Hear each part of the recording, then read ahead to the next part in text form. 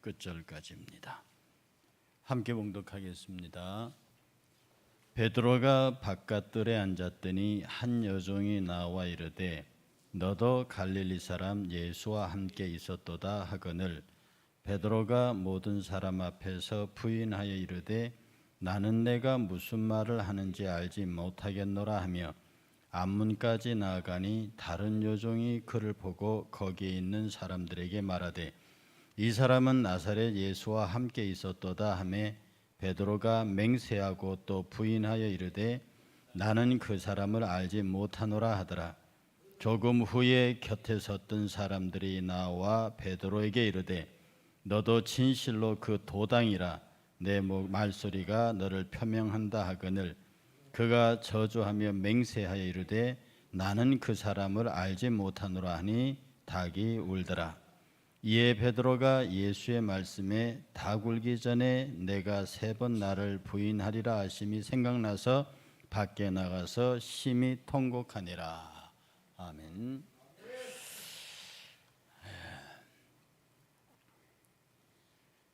지금까지 우리가 26장을 읽어오면서 베드로 얘기가 참 많이 나옵니다. 어쩌면 베드로의 인생의 가장 슬픈, 아픈 기억이라고 하면 아마 이 본문일 겁니다. 그래서 기독교 전설에 의하면 베드로는 새벽닭이 울면 그때마다 나가서 통곡하며 회개했다. 그렇게 기독교 전설에 전해지는 바가 있습니다.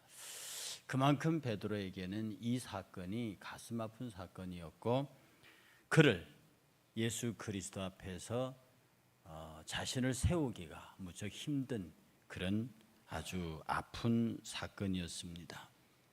베드로가 뜰에 앉았더니 이게 뜰이라고 하는 것은 가봐야 그 궁입니다. 거의 궁 수준인데 가야바 법정의 그 안뜰입니다. 여기에 지난주에 말씀드렸던 대로 아마 요한이 거기에다가 넣어준 것 같아요. 예수의 제자 가운데 요한이 비교적 대제사장들 쪽하고 연결이 되는 힘이 있는 사람이었어요. 그래서 요한복음 18장 16절에 보면 베드로는 문 밖에 서 있는지라 대제사장을 아는 그 다른 제자가 나가서 문지키는 여자에게 말하여 베드로를 데리고 들어오니 그래서 여기서 대제사장을 아는 그 다른 제자 요한복음 기록이거든요.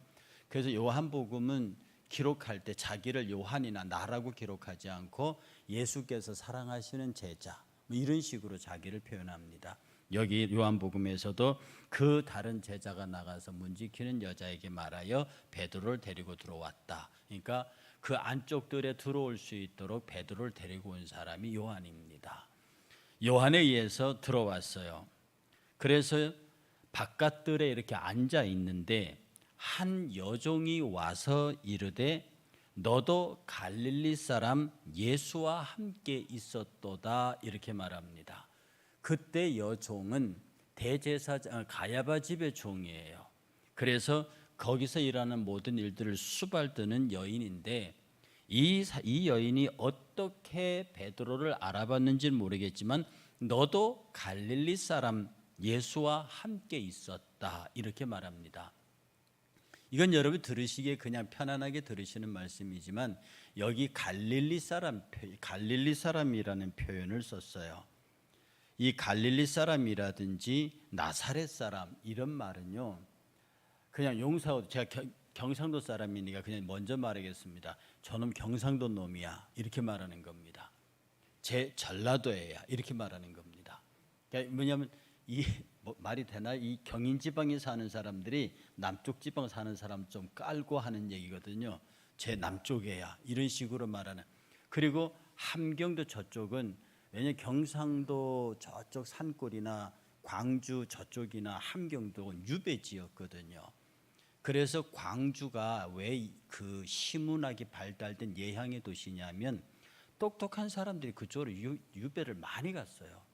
그래서 그쪽에는 그쪽에서 유배 가서 거기서 죽은 분들 거기서 자손을 일으킨 분들이 많아서 그쪽 분들에게는 상당히 예술과 학문적인 재능이 뛰어난 분들이 많이 있습니다.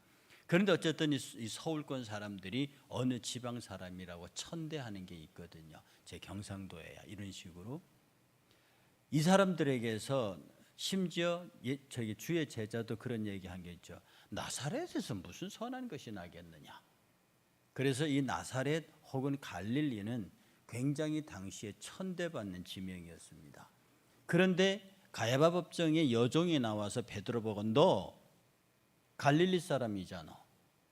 그러니까 이렇게 아주 하대하고 천대하는 표현으로 너도 그 예수와 함께 있었다라고 하니까 놀란 것이 베드로입니다. 베드로가 그 말을 탁 받아서 모든 사람 앞에서, 나는 마태가 이 표현을 왜 넣는지 모르겠습니다. 모든 사람 앞에서 예수님이 이렇게 말씀하신 적이 있거든요.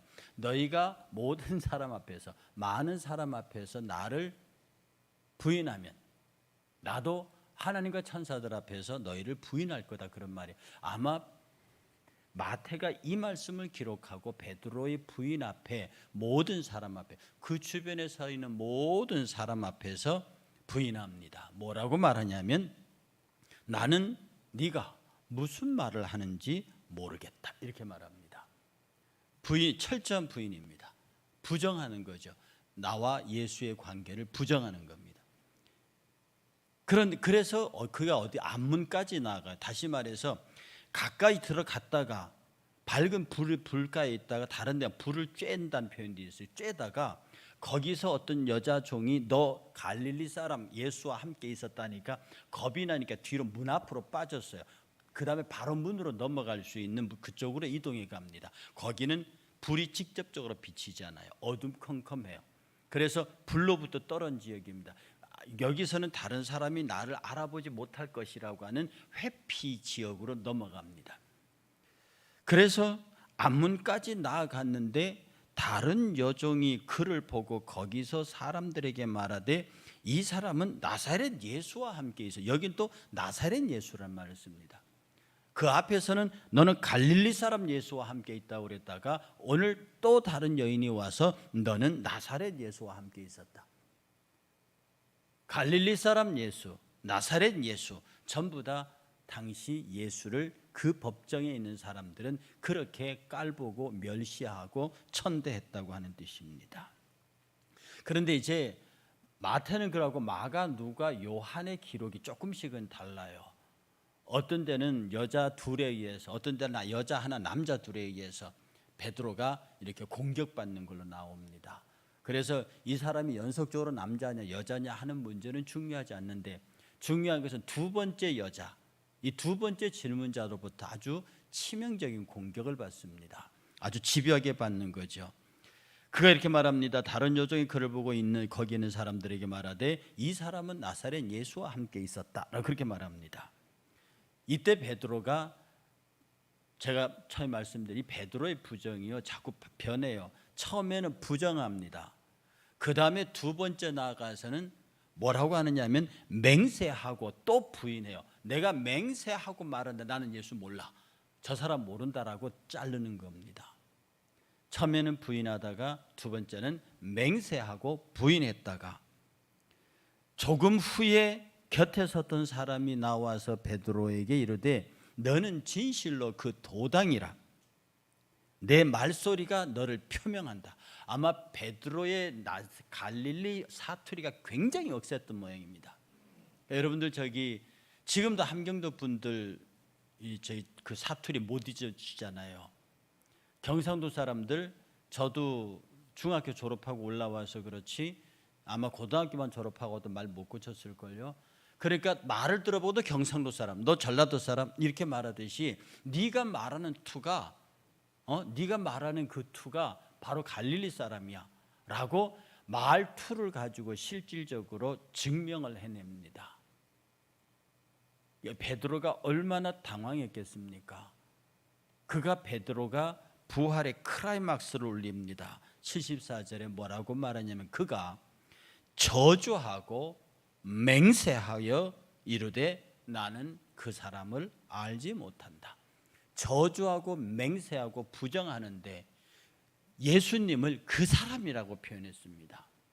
여기는 지금 사람으로 번역했죠. 그 의미는 놈이란 뜻입니다. 나는 저 놈을 알지 못해, 이런 말입니다. 왜 저 놈하고 나를 연결시키니? 나는 몰라.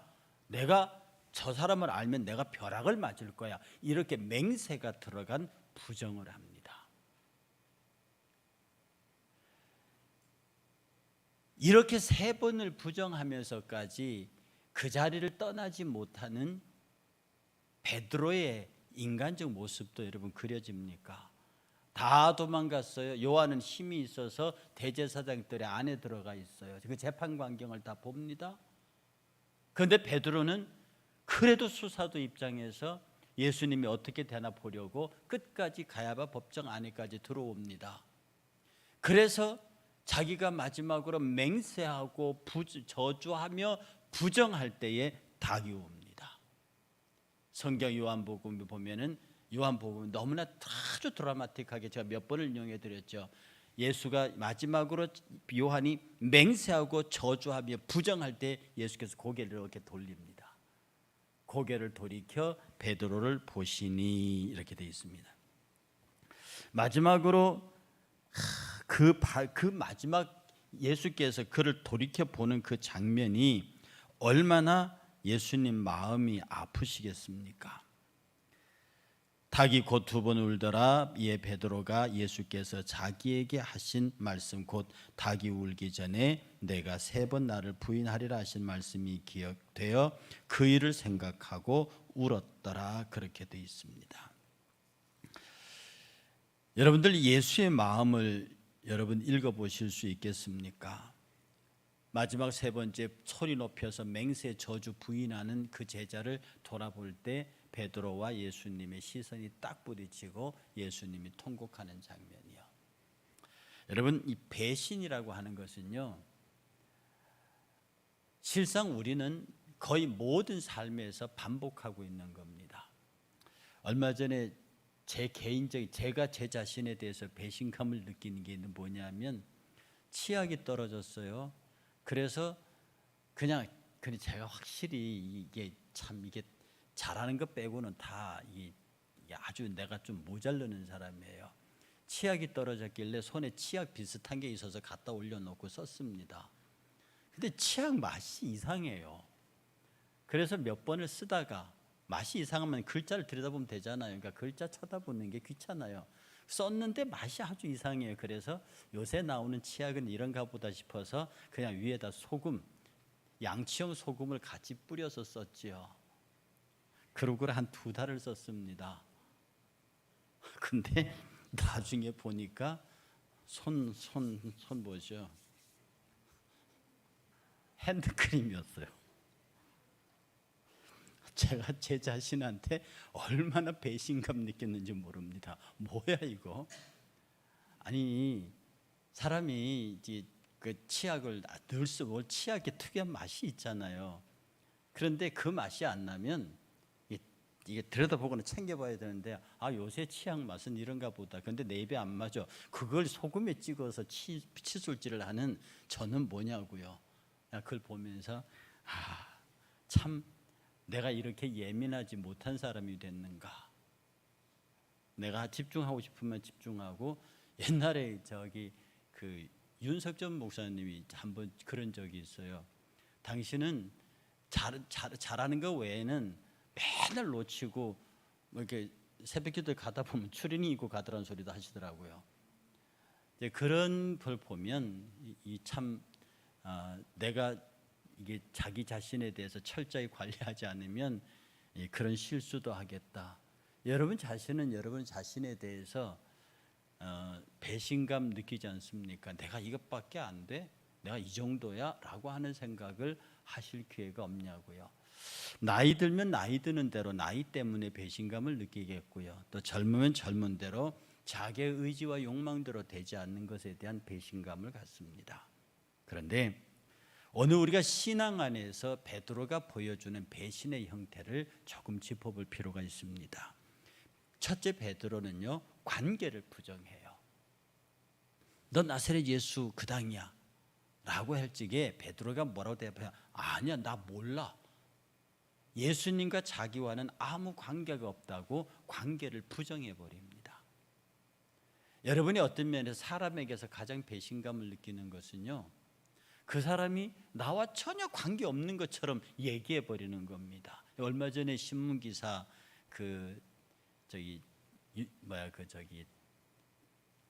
이재명 씨 재판세 증인들 사이 얘기 나오죠. 신문 기사 보면 그렇게 같이 술 마시고 형님하고 하더니 대질신문 딱 시키니까 생전에 처음 본 사람처럼 아주 경어를 쓰면서 정중하게 대화하니까 상대방이 열이가 화가 나서 소리 질렀다는 기사가 나옵니다. 얼마나 배신감을 느끼겠어요?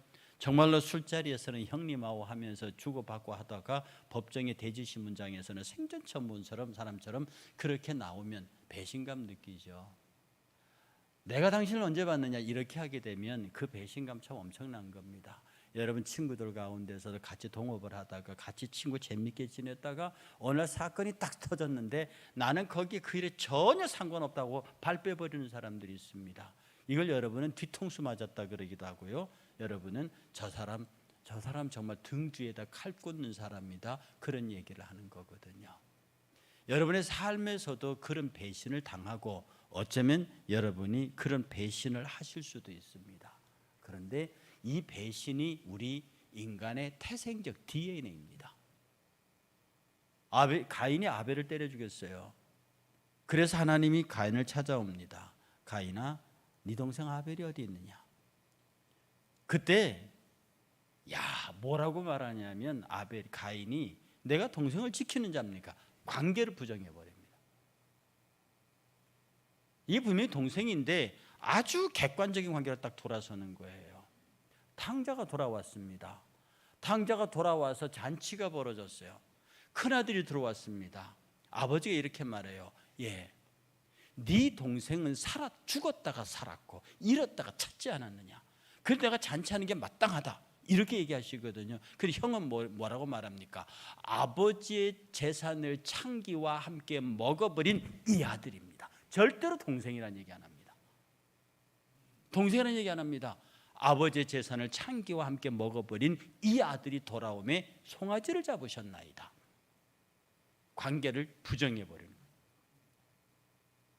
우리가 한 걸음 더 나가서 신앙생활할 적에 내가 예수를 믿는다 라고 하는 상황에 처해 있어요. 근데 주변의 사람들이 예수 믿는 걸 막 지금처럼 교회를 공격하고 목사님 공격하고 교회를 공격하는 안티크리스찬들이 많은 그런 그룹에 들어갔는데 너 예수쟁이지?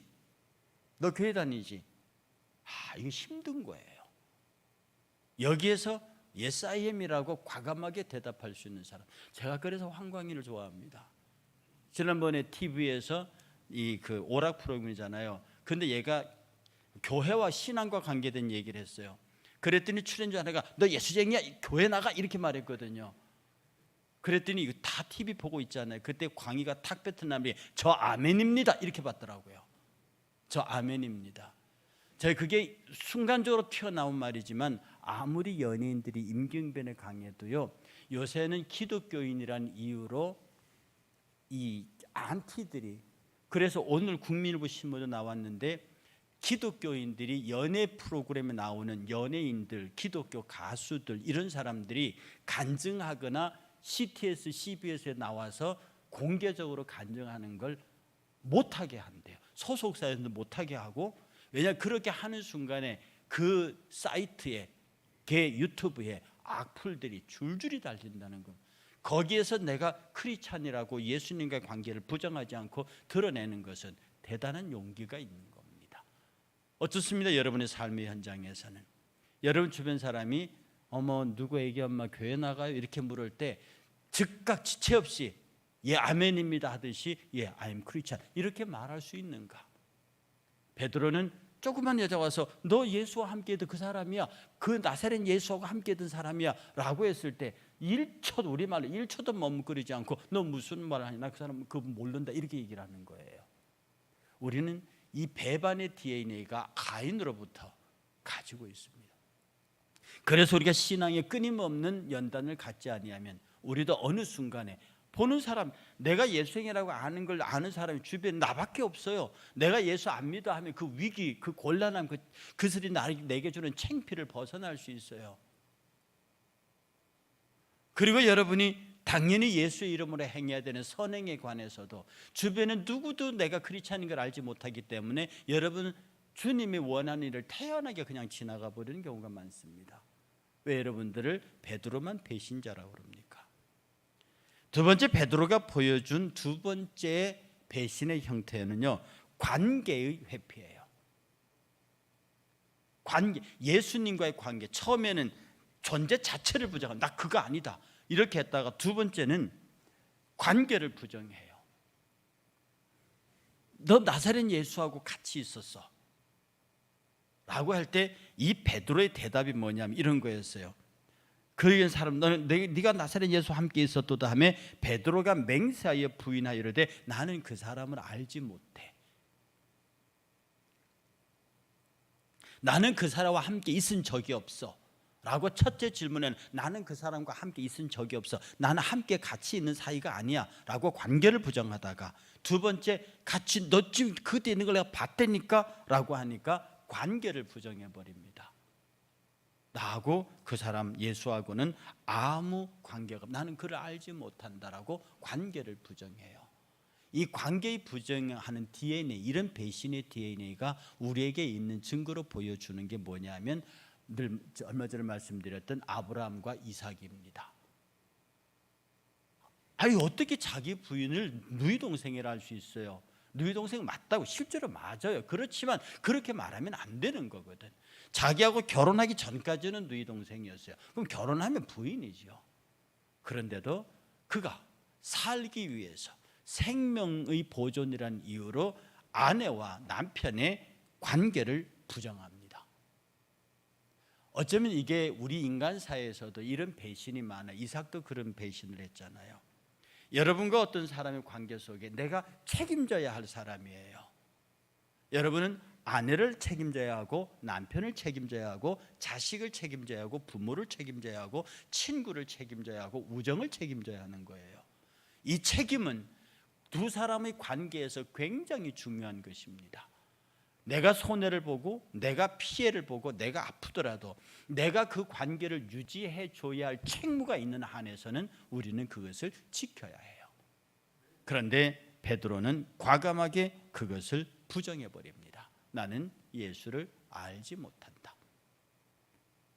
그 얘기를 예수님이 다 듣고 계시잖아요. 너 그 사람하고 같이 있어. 나 그 사람하고 같이 노는 사람 아니야. 나 그거 보았다니까. 나는 그 사람하고 아무 관계가 없어. 그렇게 맹세하면서 부정하는 과정에 그래도 베드로는 그 뜰을 떠나지 못하고 있습니다. 아마 저 같았으면 두 번 정도 맹세하고는 안 되겠다 그러고 가버렸을 거예요. 근데 베드로가 끝까지 그 뜰을 떠나지는 못합니다. 그러니까 베드로의 양가 감정이겠죠. 주님에 대한 안타까움, 그러나 그 환경과 분위기가 주는 공포스러움, 이런 것들이 베드로를 꾹 누르고 있었던 것 같아요. 사실 저와 여러분들은 예수 믿으면서 바깥 생활을 하면서 이러한 어려움, 이러한 두려움, 이러한 공포 속에 있는지도 모릅니다. 세 번째 배신의 단계는요, 상대를 경멸하는 거예요. 멸시하는 거예요. 그냥 안다 모른다 관계를 떠납니다. 나하고 저 사람 무슨 관계가 있다 이걸 떠나서 그냥 아예 저놈하고 내가 무슨 관계가 있어요 라고 상대를 경멸해버립니다. 어쩌면 지금 우리 사회에서 가장 창궐해 있는 배신의 계절의 모습이 지금 이 모습입니다. 정치인들에게서 봐요. 어떻게 그렇게 잔인하게 밟을 수가 있어요? 하나의 틀만 잡히면 그 사람 물론이고 그 가족까지 전부 털어냅니다. 그리고 그걸 다 부셔버려요. 그리고 저주에 가까운 말을 쏟아냅니다. 다윗 왕이 자기 아들 압살롬의 반역을 일으켜서 광야로 들어 도망가요. 그때 그 시므이라고 하는 사람이 나타나서 그 앞에서 막 티끌을 뿌리면서요, 다윗과 다윗 일행을 저주합니다. 뭐라고 하느냐? 피 흘린 자여, 사악한 자여, 가거라 가거라. 다윗이 많은 피를 흘리면서 정권을 잡았잖아요. 그러면서 많은 지파 사람들을 원하든 원하지 않든 정복 과정에서 많은 피를 흘렸어요. 시므이가 그 피해자 중에 한 사람이었어요. 나중에 진압이 끝나고 돌아올 때 시므이가 또 와서 다윗에게 막 충성 고백을 하는 사람이에요. 이 사람이 막 다윗 앞에서 먼지를 날리고 돌을 던지면서 가그라 피를 흘린 자라고 저주하고 경멸하는 장면이거든요. 계속해서 이렇게 말합니다. 사울 족속의 모든 피를 여호와께서 내게 돌리셨도다. 그를 이어서 내가 왕이 되었으나 여호와께서 나라를 내 아들 압살롬의 손에 넘기셨도다. 보라, 너는 피를 흘린 자이므로 화를 자초하느니라. 가그라 그러면서 돌과 먼지를 던집니다. 지금 우리 살다 보면요, 나하고 저 사람하고 특별한 관계가 없어요. 아니, 있다 손 쳐요. 그런데 정말로 그가 잔인하고 무지할 정도로 돌팔매질을 합니다. 거기에 많은 사람들이 맞아요. 여러분 인생 살면서 그런 돌팔매질 안 맞아 보셨습니까? 어쩌면 가장 믿었던 사람으로부터 돌질을 안 당해 보셨느냐고요. 저와 여러분들이 분명히 알 것은 우리 모든 인생들이 이 배반의 DNA를 갖고 있다는 겁니다. 이 배반의 DNA를 갖고 있고 그 배반의 DNA가 아주 극적으로 아주 3콤보 세트로 보여주는 것이 베드로의 배신입니다. 이 베드로의 배신 속에 인간이 어떤 형태로 예수님을 배신할 수 있다고 하는 가능성과 신뢰를 보여주는 거지요. 실제로 우리는 늘 주님을 배반합니다. 우리의 신앙생활을 정직히, 그러니까 찬송가도 그게 우리는 주님을 늘 배반, 우리는 늘 주님을 배반합니다. 그 사랑에 배반했고요, 그 믿음에 배반했고요, 그 은혜에 배반했어요. 그래서 우리가 끊임없이 하나님 앞에 그의 말씀과 그의 사랑과 그의 은혜, 그가 나를 믿어줌에 대해서 온전히 응답하지 못한 이 정말 배신의 계절, 여기에 우리 자신을 적나라하게 드러내 놓을 수 있을 때 비로소 나와 주님의 눈이 마주칠 수 있습니다. 베드로가 마지막 세 번째 예수를 부인했을 때 그 마음속에 닭이 3번 울기 전에 네가 나를 기억하게, 닭이 2번 울기 전에 네가 나를 3번 배신하겠다고 하는 그 말을 닭이 우는 소리를 들으면서 깨닫고 예수님하고 눈이 부딪히는 거예요. 아마 베드로는 자기가 예수를 부인할 것이라는 얘기가, 그 얘기가 늘 가슴 속에 있었던 것 같아요. 그럼에도 불구하고 나는 절대로 예수를 부인하지 않을 거라는 자기 다짐도 있었던 것 같아요. 여러분, 이게 지금 우리 아닙니까? 나는 정말 예수를 사랑해요. 무슨 일이 있어도 나는 예수를 배신할 것 같지 않아요.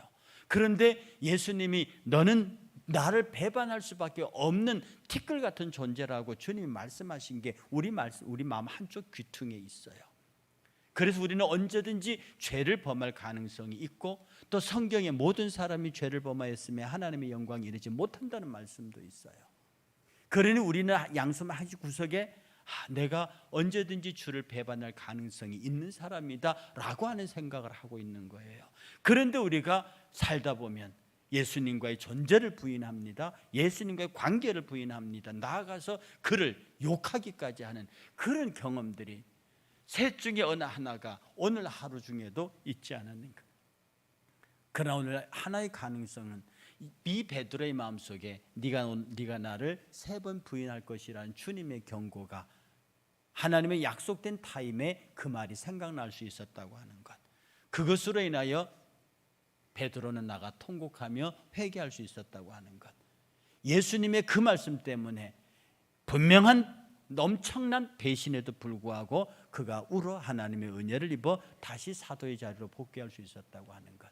그러니 이 메시지의 핵심은 뭐겠습니까? 내가 내 마음속에 나는 주님을 아프게 할 수밖에 없는, 자식이 나는 부모의 마음을 아프게 할 수밖에 없는 그런 인식이 있는 그 자식은 효자입니다. 비록 그 자식이 나가서 부모의 마음을 아프게 하고 어긋나갈지라도 언제나 어머니가 내게 하시는 말씀을 기억하고 있는 그 아들은 돌아옵니다. 우리가 하나님 앞에서 그럼에도 불구하고 그가 그럼에도 불구하고 나를 사랑하신다는 그 메시지, 우리는 죄를 치울 수밖에 없고 예수를 부인할 수밖에 없는 배신의 죄의 DNA를 갖고 있다고 그것을 인정하고, 그럼에도 불구하고 그가 나를 여전히 기다리신다라고 하는 그 고백이 있는 사람은 우리가 내 이성으로 명백한 배신에도 불구하고 다시 주님에게로 돌아올 수 있는 용기를 얻는 겁니다. 이것이 우리가 신앙생활을 계속해 갈 수 있는 이유죠. 여러분, 우리가 어떤 허물과 잘못에 대하였을 때요, 그것을 막 변명하려고 하거나 그것을 합리적으로 맞추기 위해서 설명하거나 하는 것은 인생 구차하게 사는 겁니다. 베드로가 이 시험 앞에 서서요, 그냥 차라리 뒤돌아서 첫애가 뭐라고 그럴 때 대답하지 말고 뛰어나와 버리지. 그런데 베드로는 그 자리에서 뛰어나오면 위기는 모면할 수 있겠지만 그 자리에 뛰어나올 수 없는 예수에 대한 지극한 인간적인 애정이 있는 겁니다. 이 딜레마는 여러분 없습니까? 우리는 이 신앙생활을 하면서 매일 이 경험을 갖는 거라고요. 어쩌면 이 느낌을 많이 갖는 사람일수록 하나님 앞에 정직히 살려고 노력하는 사람인지 모릅니다. 그러니 우리가 하나님 앞에서 살면서 다른 인간들 앞에는 뭐 변명을 하거나 뭐 부인을 하거나 맹세하거나 이럴 수 있습니다. 이런 술이 있어요. 그러나 우리가 하나님과 1대1을 대면하여 있는 상황에서는요, 그는 모든 것을 아시는 분이잖아요. 그가 내가 진토임을 아시고 내가 아무리 설명해도 당신의 뜻을 어떻게 할 수 없는 존재라는 걸 알잖아요. 그러니 저는요, 하나님 앞에는 베드로처럼, 마지막에 보여준 베드로의 모습처럼 단순하고 정직했으면 좋겠습니다. 눈이 딱 부딪힙니다. 쫓아나가서 그 닭소리를 들으면서 통곡합니다. 저는 이 베드로의 모습이 지극히 인간적인 모습이면서도 지극히 주님을 사랑하고 주님에게서 떨어지지 않으려고 하는 그의 모습이, 이 연약함에도 불구하고 주님이 그를 사랑하실 수밖에 없는 존재이다라고 하는 사실을 발견합니다.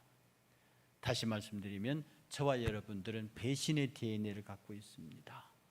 죄악의 가능성을 엄청 품고 있는 사람이라고요. 내가 아무리 훌륭하고 좋은 사람이고 떠들어봐도 나는 여전히 배신의 인자를 갖고 있는 사람입니다. 아무리 내가 남을 위해 살고 타인을 생각한다 해도 나는 여전히 이기적인 사람입니다.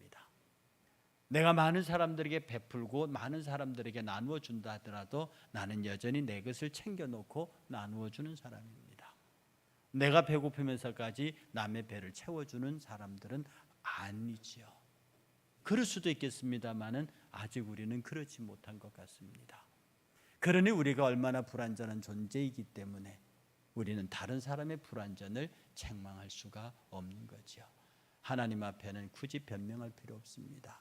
오늘 저는 이 메시지를 통해서요, 변명하지 말라 하는 주의 음성을 듣고요, 주께서 제게 주시는 이 메시지를 통해서 내 가슴속에 주시는 감동은 너도 여전히 배신의 DNA, 베드로 못지 아니하는 너도 배신의 DNA를 갖고 있다. 그러나 그 배신의 DNA가 베드로보다 크면 클수록 죄가 많은 곳에 은혜가 넘치나니 네가 스스로 그렇게 연약한 존재임을 인정하고 나는 언제든지 상황이 발생하면 주님을 배신할 수 있는 가능성이 있습니다. 주께서 나를 지켜주시지 아니하시면 나는 또 넘어질 수밖에 없습니다 라고 주님 앞에 매달리면 우리는 끝까지 주님과 눈을 맞추면서 갈 수 있다는 사실이죠. 사랑하는 여러분들이 이런 오늘 베드로의 부인 사건에서 다른 건 보지 말으세요. 베드로가 마지막 순간에 예수와 눈이 부딪히면서 뛰어나가 통곡하는 장면, 그 눈물이 앞에 세 가지의 배신을 다 용서하게 합니다. 그 눈물 때문에 베드로는 정말로 일생을 살면서 기독교 전설대로 닭소리가 울리면 나가서 통곡하여 울었다. 일생 동안 그 새벽 예수님을 향한 배신이 일생 동안 베드로로 하여금 신앙과 순교의 길에서 벗어나지 않게 했다고 하면 우리의 신앙이, 우리의 연약함이, 우리의 연약하고 죄 많고 부족함이 오히려 이것 때문에 주의 성령에 붙잡혀서 주님의 날까지 우리는 우리의 신앙을 지킬 수 있겠다. 이 말씀을 나누면서 여러분 스스로도 제발 나는 예수를 잘 믿고 있다 하는 그런 생각에서 벗어나서 나는 늘 타락할 가능성이 있고 늘 주의 마음을 아프게 할 가능성이 있고 늘 주께서 나를 주목하여 보실 수밖에 없는 연약한 존재다. 이 사실을 주님 앞에 인정하고 살면 우리는 늘 하나님의 은혜를 힘입는, 그러니까 하나님의 용서를 힘입는 하나님의 사람이 될 수 있다. 이 은혜가 여러분 가운데 함께 하시기를 주의 이름으로 축복합니다. 찬송가 290장입니다. 290장입니다.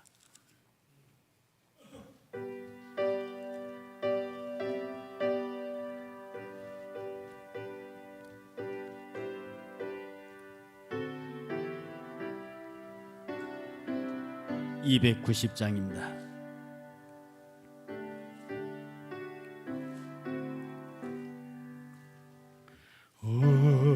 우리는 주님을 늘 배반하나 내 주 예수 여전히 날 부르사 그 참되신 사랑을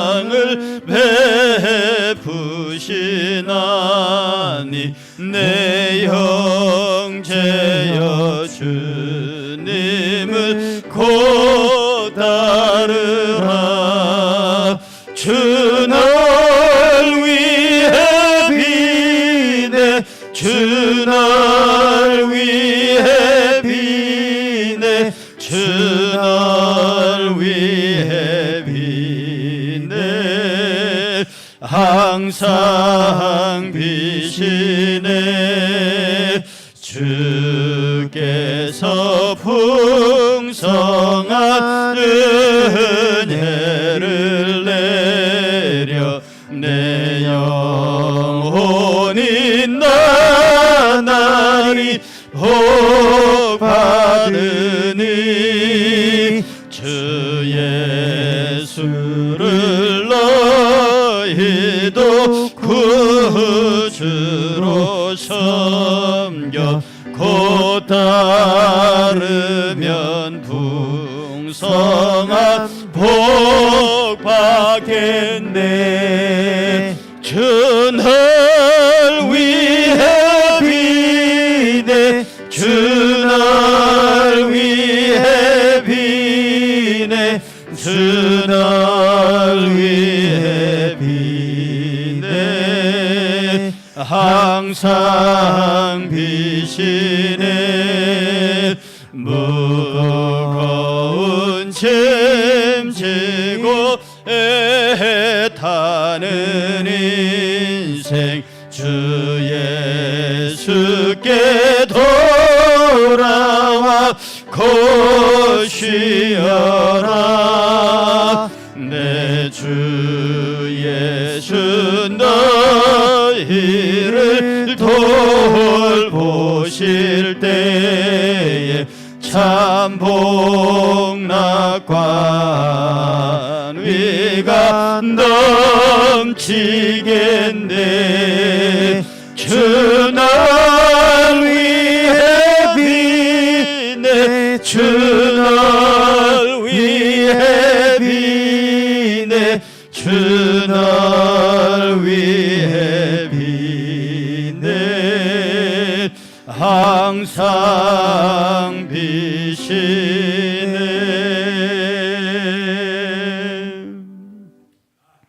하나님, 우리는 늘 주님을 배반한다는 사실을 혹 깨닫지 못하고 있는 것 아닙니까? 혹 인정을 못하는 것 아닙니까? 나는 잘 믿고 있는데 저 사람은, 저 성도는 예수를 배반한다고 그렇게 판단하지는 않습니까? 오늘 주님 앞에 이 베드로의 배신 사건 앞에 나는 베드로와 어떻게 다른가? 내 영혼의 깊은 곳에서 양심이 말하기를 너도 똑같다, 아니 네가 더 심하다 하는 그런 말씀이 내 가슴 속에서 움직이지는 않는지요? 우리는 어쩔 수 없이 배신의 DNA를 갖고 있습니다. 주님을 대항합니다. 주님의 마음을 아프게 합니다. 불순종합니다. 그러면서도 어떤 경우에 내가 불순종하는지 모르고 있을 경우도 있습니다. 불순종하면서도 내가 잘하고 있는 것으로 판단할 수도 있습니다. 오늘 이 말씀 앞에서 주님이 마지막 3번 부인하고 닭의 울 때에 베드로를 바라보시는 그 시선이 오늘도 여전히 말씀의 나팔이 울릴 때마다 나를 바라보고 계시는 주님을 발견하게 하옵소서. 우리가 늘 주님 앞에 겸손하게 내가 얼마든지 배신의 가능성이 있사오니 저를 지켜주시고 저와 함께 해주시고 그렇게 유혹하는 영이 나를 침해하지 못하도록 지켜주옵소서. 내가 거룩한 반석 아래 숨고 지존자의 은밀한 곳에 숨어서 사탄마귀 손못 댈 수 있도록 나를 지켜주옵소서. 이렇게 어린아이처럼 부모의 품을 사랑하고 사모하는 어린아이처럼 그런 신앙인으로 주님 앞에 설 수 있게 도와주시기를 원합니다. 우리 사랑하는 교회의 연약한 성도들 주께서 기억하시고 아버지 하나님 그들의 병상과 그들의 움직임에 힘 주시고 잘 감당할 수 있도록 도우시며 물질 때문에 취업 때문에 힘들고 애쓰고 수고하는 사랑하는 성도들에게도 주님 동일한 은혜로 함께하여 주옵소서.